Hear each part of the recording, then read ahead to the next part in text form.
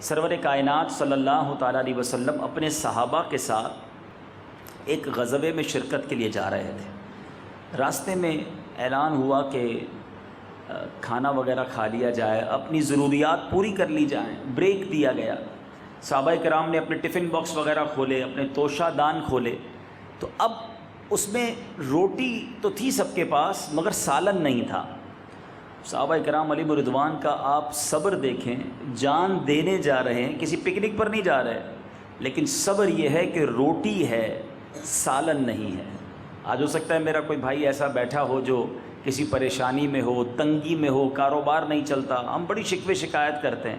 وہ نبی پاک علیہ الصلوۃ والسلام کے ساتھ ہی تھے مگر اس تھوڑے پر بھی راضی تھے۔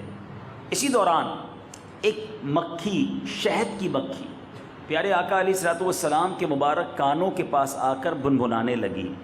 آپ کو بھی ایکسپیرینس ہوا ہوگا کہ جب شہد کی مکھی جو ہے وہ کانوں کے قریب آ کر آواز اس کی عجیب سی محسوس ہوتی ہے۔ تو پیارے آقا علیہ الصلوۃ والسلام کے پاس جب شہد کی مکھی نے آ کر اس طرح بنبنایا تو صحابی رسول عرض کرتے ہیں، عقیدہ دیکھیں صحابی کا، کہ یا رسول اللہ صلی اللہ تعالیٰ علیہ وسلم، یہ شہد کی مکھی آپ سے کیا عرض کر رہی ہے، یہ کیا بات کر رہی ہے؟ گویا صحابی کا یہ عقیدہ ہے کہ نبی پاک سب کی بولیاں جانتے ہیں۔ اب کیا ہوا؟ پیارے آقا علیہ الصلوۃ والسلام نے فرمایا کہ یہ مجھ سے کہہ رہی ہے کہ یا رسول اللہ صلی اللہ تعالیٰ علیہ وسلم، آپ کے صحابہ ہمارے قریب آئے ہیں اور ہمارے اندر یہ بے چینی پائی جا رہی ہے کہ صحابہ کے پاس روٹی تو ہے مگر شہد، سالن نہیں ہے۔ آقا، ہم نے قریب ہی ایک شہد کا چھتا بنایا ہوا ہے، ہم مکھیاں اسے اٹھا کر لا نہیں سکتی۔ آپ ایسا کیجئے، کسی صحابی کو ساتھ بھیج دیجئے، وہ صحابی ساتھ چلیں اور وہ شہد کا چھتا لے آئیں تاکہ آپ کے صحابہ روٹی کے ساتھ شہد کھا لیں۔ میرے آقا علیہ الصلوۃ والسلام نے مولا علی کرم اللہ تعالی وجہ الکریم کو بھیجا کہ اے علی ساتھ جاؤ۔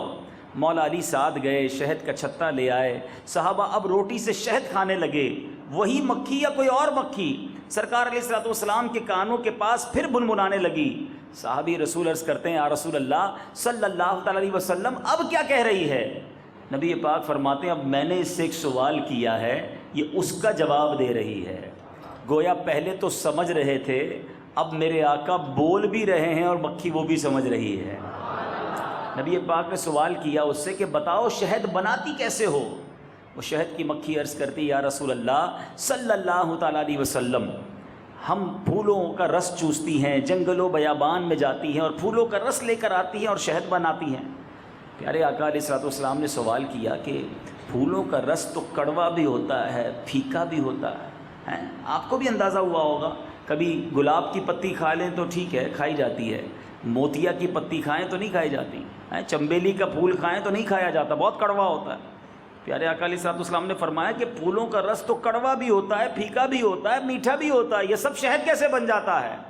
حدیث کا خلاصہ ہے، اس واقعے کا خلاصہ عرض کر رہا ہوں۔ مکھی عرض کرتی، یا رسول اللہ صلی اللہ تعالیٰ علیہ وسلم، جب ہم جنگل و بیابان میں جاتے ہیں پھولوں کا رس تو چوستے ہیں مگر جب ہم رس چوس کر واپس آتے ہیں، ہمارے اس پورے قافلے میں ہمارا ایک امیر ہوتا ہے، یا رسول اللہ صلی اللہ تعالیٰ علیہ وسلم، وہ آپ کی ذات پر درود پڑھنے لگ جاتا ہے اور اس کی دیکھا دیکھی ہم ساری مکھیاں، پورا قافلہ جو ہے وہ آپ صلی اللہ تعالیٰ علیہ وسلم پر درود پڑھتا ہے۔ اے میرے آقا، کوئی اور کمال نہیں ہے، یہ آپ پر درود پڑھنے کی برکت ہے کہ پھولوں کا پھیکا کڑوا رس جو ہے وہ شہد جیسے میٹھے رس میں تبدیل ہو جاتا ہے۔